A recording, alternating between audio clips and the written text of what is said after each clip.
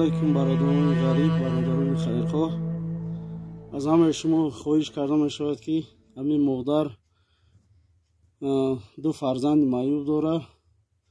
خب پلوسی فرزندای معیوبش هم بیمار است، 4 جراحی خوردگی است.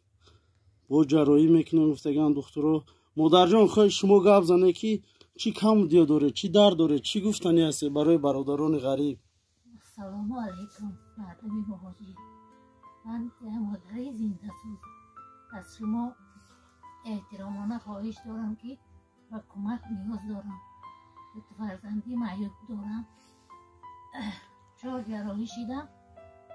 دکترها میگن که با جراحی کردن در کار روزه ها تنک شده، اما بسیار باید جراحی کنیم. شبا تا روز خواب نمیرم، دوستا بگم همه جا میسوزه، درد میکنه. شما احترامانه خواهش دارم که کسی که مثال ایش زیادی کمک کنه، حق نداشته ها دعا کنند حقم برای فرزندام دستاز شم.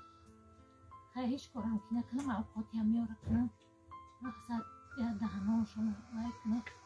برادر جانو این فرزنداش فرزنده که خوب است، شادمانجان است، این گشته نمیتونه، سخن کردن نمیتونه. این فرزند دیگریش عبدالصمد است، کرتا به نام همی کشودگی هستیم. برادرها از شما خواهش کرده می شود، از برادر قربان سفرزاد خواهش کرده می شود که همین مادر در سایت خودش بمونه. برادر قربان جان همین مادر در سایت خودتان گذارید، برادران خیرخواه یاردم کنند. خب این صاحب خانه با مهاجرت رفت، پدر عزیز همین 4 جراحی را گذراندن، دیگه شرایطش نشید، مهاجرت خسته رفت. دوستان عزیز از شما خواهش کرده می شود همین مادر را کمک کنید.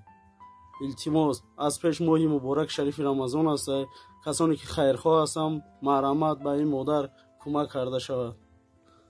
قربانی سفرزاد شما احترامانه خواهش میکنم ما را دستگیری کنید و کمک نیاز دارید. دعا میکنید در حقتان که برکت بتونید.